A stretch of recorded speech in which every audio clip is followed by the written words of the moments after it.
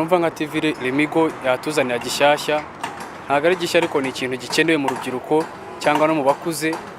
Ni ukuvuga ngo ese amakuru y'ubucuruzi mu Rwanda twungutse iki, ibihugu duturanye biradusigaho iki, kuko nkanjye ndi umucuruzi nkunda kujya hanze Uganda, Kenya kuzana imari. Bagiye bibanda bakatwereka ahantu tugenda dusigara. Iyo umuntu akwereka aho usigara akakwereka ikindi gihugu gisiga, biragufasha cyane mu bijyanye n'ubucuruzi n'iki byose biba ari byiza cyane. Siporo n'amakuru byense birumvikana, ntabwo aba mu gihugu utazi ibyo hirya no hino uko bimeze.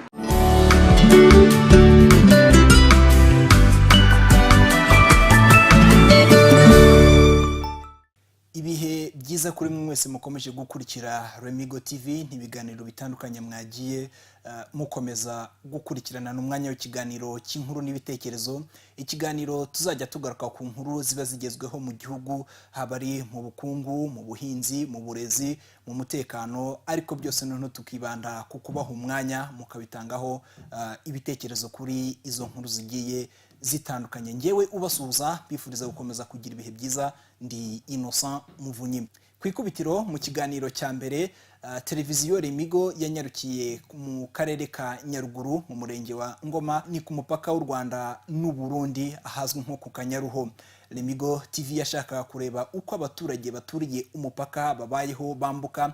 Murabizi ko muri iyi minsi ibihugu bitatu by'umuryango wa Afurika y'Uburasirazuba, u Rwanda, Kenya ndetse na Uganda batangiye kwambuka bakoresheje indangamuntu mu rwego rwo koroshya ubuhahirane hagati y'ibyo bihugu. Remigo TV yanyarukiye rero ku mupaka w'u Rwanda n'u Burundi ireba uko abaturage bashobora kuba bazi ibikorwa by'umuryango wa Afurika y'Uburasirazuba, inareba kandi bo uko bambuka, kuko igihugu cy'u Burundi ndetse na Tanzania bo abaturage b'ibyo bihugu byombi batemerewe kwambuka umupaka bakoresheje indangamuntu. Nibyo twibandaho cyane ku ikubitiro, nabareka mukagikurikira.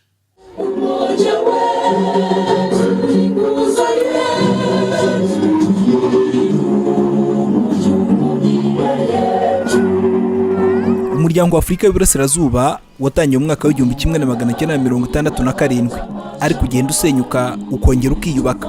Mu mwaka w'ibihumbi bibiri nibwo East African Community yongeye kubura ibikorwa byayo. Icyo gihe umuryango wari ufite intego zo guteza imbere ubuhahirane mu bukungu hagati y'ibihugu biwugize.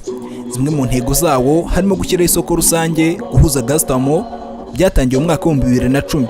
Kwambukiranya imipaka hifashishwa indangamuntu ku baturage byo byatangiye mu mwaka wa 2014, ariko gushyiraho ifaranga rimwe na leta imwe byo ntibiragerwaho. Nk'intego nyamukuru yo korohereza abaturage kugenda mu bihugu bigize umuryango wa Afurika y'Uburasirazuba, guhera mu mwaka wa 2014 ibihugu bitatu bigize uyu muryango ari by'u Rwanda, Uganda na Kenya nibyo byonyine byatangiye gukoresha indangamuntu mu kwambukiranya imipaka. Bitandukanye no mu bihugu bibiri, u Burundi na Tanzania, kwambuka umupaka birasaba laissez-passer cyangwa passport. Mu gushaka kumenya uko abaturage baturi imipaka y'ibihugu batemerewe gukoresha indangamuntu babyakira, Remigo TV yanyarukiye mu karere ka Nyaruguru ahazwi nka Kanyaruho, ni ku mupaka w'u Rwanda n'u Burundi. Abanyarwanda twahasanze basaba ko ibihugu byombi byakumvikana, abaturage babyo bagakoresha indangamuntu imwe kuko byakorohereza abambuka. Biratugora cyane, iyo ari indangamuntu biroroha kurusha uko umuntu ajya gushaka passport cyangwa se laissez-passer ifite indangamuntu. Kwambuka biroroha, urumva ko byose biragoranye cyane. Harimo akabazo kuba dukoresha nani passport cyangwa se laissez-passer. Ni nka kangaho ugiye Burundi? Mbigize inshuro nyinshi cyane ko ngiye nkora n'umurimo w'ubupasitoro. Ngiye inshuro nyinshi njya kuvuga ubutumwa ngaruka ibintu nk'ibyo ngibyo. Urumva ko none ni nk'iki wasaba? Bibaye byiza nabo bajya muri systeme kugira ngo bose bajye bakoresha indangamuntu, byakoroha cyane nko ku bantu bakora ingendo cyane ziva mu Rwanda zigiye Burundi cyangwa ziva Burundi zijya mu Rwanda. Wenda kwambukira ku irangamuntu bijya byoroha cyane, kuko hari igihe akenshi ushobora gutegura urugendo utari wabona akanya ko gushaka laissez-passer cyangwa se passport, bikakorohera kugenda wongera ugaruka, nk'abantu bakora business cyangwa se bakunda kugenda bakunda kwambuka bava mu gihugu bajya mu kindi.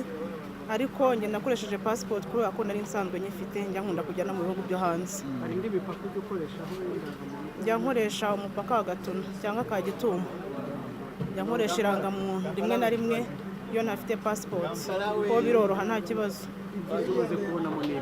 Ibyiza amaze kubonamo nuko ntabwo abantu bagitinda ku mupaka, werekana irangamuntu gusa ufite akajeto bakagasigarana ukagenda nta gutonda umurongo ngo usinyishe, kandi byatumye imibanire y'ibihugu n'ibindi irushaho kwiyongera cyane, batavuze ngo uyu nguyu nta bushobozi afite bwo gutunga ibyangombwa, irangamuntu yonyine irabikemura. Icyo nasaba ni uko bajya borohereza abakunda gukora izo ngendo bagakoresha nk'amarangamuntu mu myambukire, ntabwo bijya bigorana n'abaturage bo mu gihugu kimwe no mu kindi gihugu, ugasanga imibanire yabo iriyongereye n'urukundo hagati yabo, bakumva harimo ubusabane, ntihagire uwishisha uwo mu kindi gihugu ngo avuge ngo ahangaha mpageze nagira ubwoba kubera ko bameze gutya. Iyo bahora bagenderana imibanire irushaho kuba myiza n'ibihugu mu gutezanya imbere mu buryo bw'ubukungu bukarushaho kwiyongera. Uretse abanyarwanda bambuka bajya i Burundi, Remigo TV yanavuganye kandi n'abarundi baza mu Rwanda. Ntizirizaza Hashim twamusanze ku biro bishinzwe abinjira n'abasohoka ku mupaka, yarimo kuzuza impapuro z'abajya mu mahanga.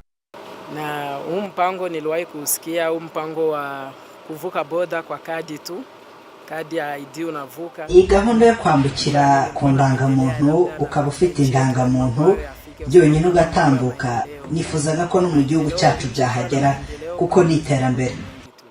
Kama ya kuvuka na kadi ni vizuri pale ya kutumia malese pase pasipoti.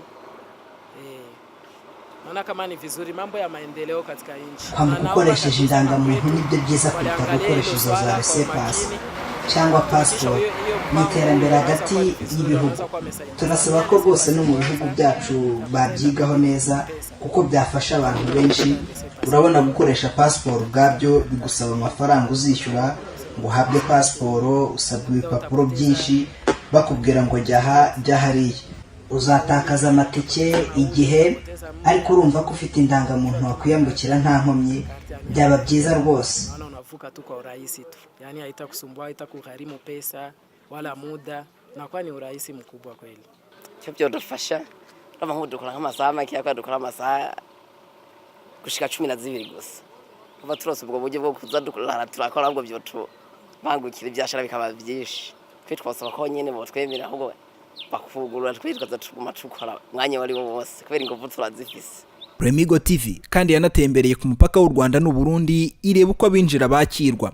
Kuri uyu mupaka ubuyobozi bushinzwe abinjira n'abasohoka buvuga ko umupaka ufungura guhera saa 12 za mu gitondo ugafunga saa 12 z'umugoroba mu rwego rwo gucunga umutekano w'abaturage. Ahangaha tutangira saa 12 tukageza saa 12 z'umugoroba, tangira saa 12 za mu gitondo tukageza saa 12 z'umugoroba. Ikindi nuko kuri iriya mipaka imwe bo batangiye gukoresha indangamuntu, ariko twebwe ahangaha ntabwo birakoreshwa ko Burundi bwari butarabyemera, so ariko tugejeje kwenda bazabo bakabyemera bakaba gukoresha iyo rangamuntu. Byorohereza abagenzi, bikorohereza n'abacuruzi n'uburyo bwinshi, harimo ibyiza byinshi, so ndio tutegereje kugeza ubu. Imbogamizi zirimo ni n'abantu kuba bashaka guhabwa cyangwa kugira za advantages z'abandi hari ababona hano, ushobora kubona nk'umuntu avuye nka Uganda araje yumvise ko byose ari East African Community, akaza afite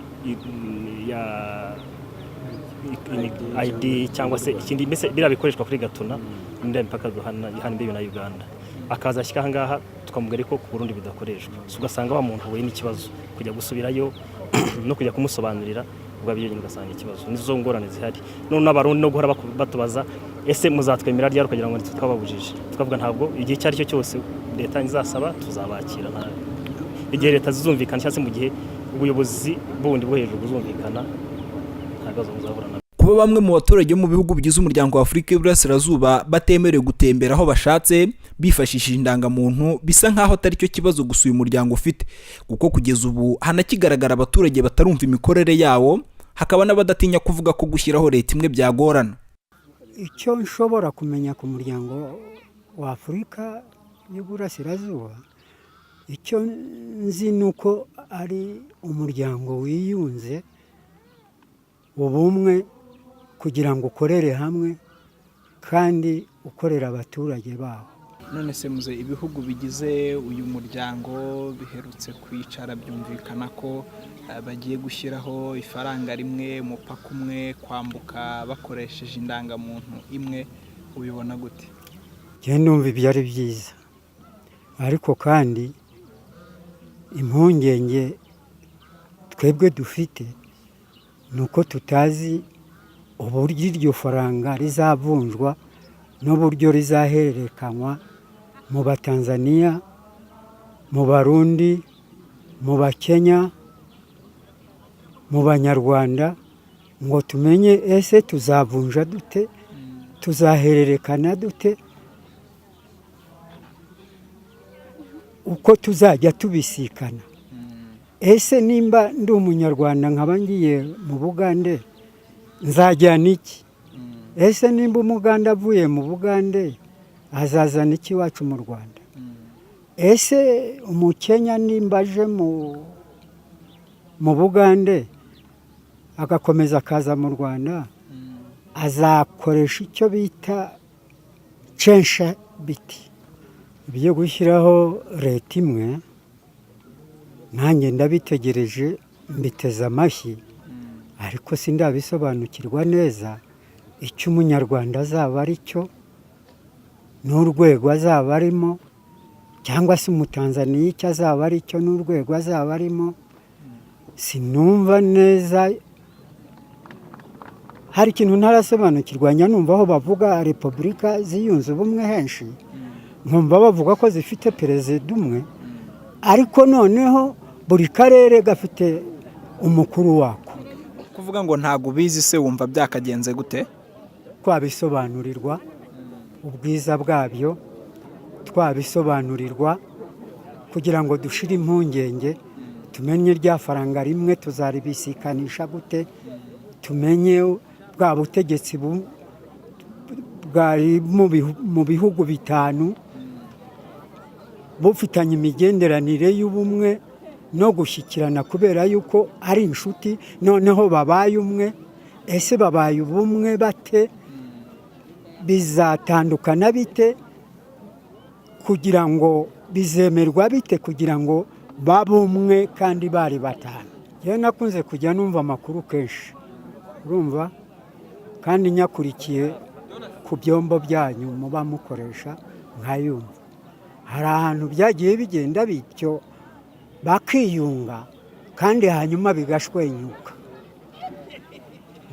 Nk'aba repubulika y'Abasoviyete kera yari ifite ibihugu 50, ariko hanyuma byarasambutse, bamwe bajyaha abandi bajyaha, abandi bajyaha, baratandukana. Ubu igihugu kikiyunze kigifite imizi, twavuga ko ari Leta Zunze Ubumwe za Amerika. Nizo zitarasenya amasezerano, ariko ahandi hose biyunga. Hari n'igihe n'iyi miryango ya CPGR twajyaga twumva ngo bakorera hamwe, ariko hatirimuka akantu k'amakosa, ugasanga umwe yagize atya undi yagize atya. Ubwo rero ya masezerano nk'ubwo ntaba agikorwa neza, na za nzira ntibaba bagica hamwe. Hakorwa kugendera ku kuri, bakareka amacenga, ntibacengane, bagakora inzira y'ukuri, bumva yuko ifite umwuka mwiza utazabatandukanya. Ntibagendere ku kinyoma, bakarahirira imbere y'Uhoraho ishobora byose, kandi bakazatunganya iryo sezerano badahemukiranye, nk'uko dusezerana umugore n'umugabo imbere y'amategeko. Kuri iki kibazo cyo kuba abaturage bataramenya neza iby'uyu muryango, Minisiteri ishinzwe umuryango wa Afurika y'Iburasirazuba ivuga ko igenda ikora ubukangurambaga yigisha abaturage ibikorwa by'uyu muryango. Uyu ni Safari Innocent, umunyamabanga uhoraho muri Minisiteri ishinzwe ibikorwa by'umuryango wa Afurika y'Iburasirazuba. Hari ku munsi iyi minisiteri yari yagiye kuganiriza abaturage bo mu karere ka Nyaruguru. Kimwe mu bintu bikuru cyane twaganiye n'abaturage ni n'ihuzwa rya za gasutamo. Uburyo izwa rya za gasutamo byagira abanyarwanda akamaro. Njya unasobanure yuko ibihawa bikomoka muri uyu muryango wa Afurika y'Iburasirazuba, iyo bivuye mu gihugu kimwe bijya mu kindi kizi uyu muryango, nta mahoro ya gasutamo bicibwaho cyangwa byakwa. Ariko n'ikindi kintu gikomeye cyane kuri abaturage baturiye umupaka, nuko hari uburyo twashyizeho bworoheje bwo gufasha abacuruzi baciriritse bambukiranya imipaka mu bikorwa by'ubucuruzi ku buryo za certificat z'inkomoko bita certificat d'origine igomba kuba iherekeje ibihawa kugira ngo bitishyura amahoro. Noneho twabivanye mu mijyi tubizana kuri bya za gasutamo ku buryo noneho umurundi cyangwa umunyarwanda ugiye guhaha i Burundi agaha ibicuruzwa ingozi, si nko kubanza ngo ajye Bujumbura kujya gushaka certificat y'inkomoko kugira ngo ibyo bihaha bye bidacirwaho amahoro. Oya, araza akagera ku bya gasutamo ku ruhande rw'i Burundi hanyuma agahabwa iyo certificat. Ariko kera baravunikaga cyane kuko byakenaga yuko ugomba kubanza kujya he mu mijyi uko bitangirwa. Kumva rero byo niba nashaka kubabwira kugira ngo bumve ibintu bijyanye n'ayo mahirwe kandi bayakoreshe. Mu myaka uyu muryango umaze ugiyeho wageze kuri byinshi, ariko urugendo ruracyari rurerure. Harakiga uburyo hajyaho ifaranga rimwe biteganyijwe ko rizajyaho bitarenze umwaka wa 2018. Haracyanigwa kandi uko hajyaho leta imwe. Ngayo nguko rero mwabikurikiye uko byari bimeze ku mupaka w'u Rwanda n'u Burundi hazwi nko ku Kanyaruho. Mwiboneye uko abaturage bambuka ndetse mwanakurikiranye ibyo bamwe muri bo bavuga. Mwagiye mureba Barundi bambuka baza mu Rwanda ndetse n'abanyarwanda bajya hakurya mu Burundi ko basaba ko ibihugu byombi byakwicara bikareba uko byakumvikana maze abaturage bose bakabasha koroherezwa mu kwambuka umupaka kuko byanabafasha mu bucuruzi bwabyo. Ni naha rero dusoreje ikiganiro cya mbere inkuru n'ibitekerezo, ariko kandi tubibutse ko iki kiganiro muzajya mugiramo umwanya, tukabaha rwose umwanya urambuye mugatanga ibitekerezo. Uburyo muzajya mukoresha kubashaka kohereza ubutumwa bugufi muzajya mwandika ijambo Remigo musiga kanya mwandika ubutumwa mu bwohereze kuri 5040. Mushobora kandi no kuzajya mukoresha imbuga nkoranyambaga nka Facebook, turiho mwareba Remigo TV. Nje mwari kumwe muri iki kiganiro ndi Innocent Muvunyi, mbifurize amahoro aturuka ku Mana.